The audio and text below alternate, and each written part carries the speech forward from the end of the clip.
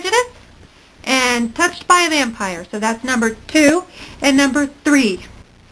Touched by a Vampire is by Beth Felker Jones, and it says right here, discovering the hidden messages in the Twilight Saga.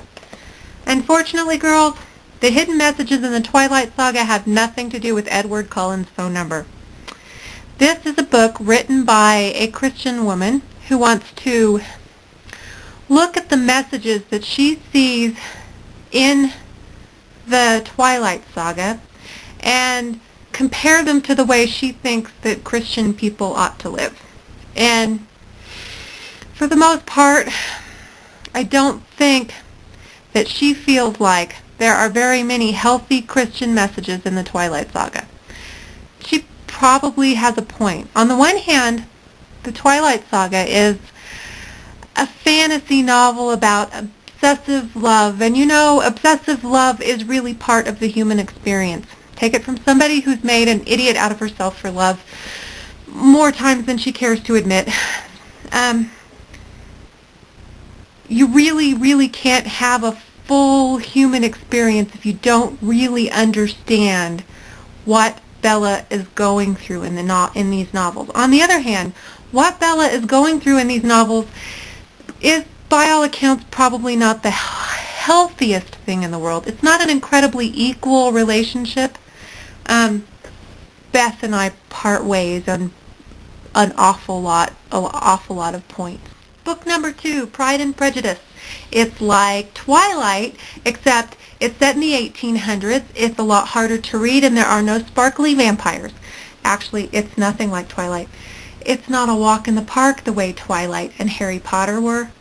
For instance, there's a really funny joke at one point. The father of the main character is named Elizabeth, and her parents are, like a lot of parents, incredibly embarrassing people.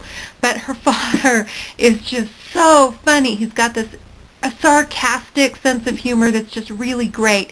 And at one point I laughed aloud while reading this book, and Jasmine said, what? And normally when I'm reading a book and I laugh out loud, I can read the passage to Jasmine that the joke is from, and then she'll get it.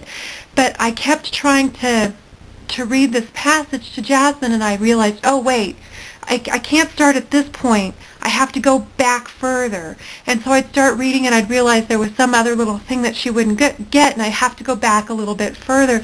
And finally it's like, you know, unless you're reading the book, you just can't get the joke.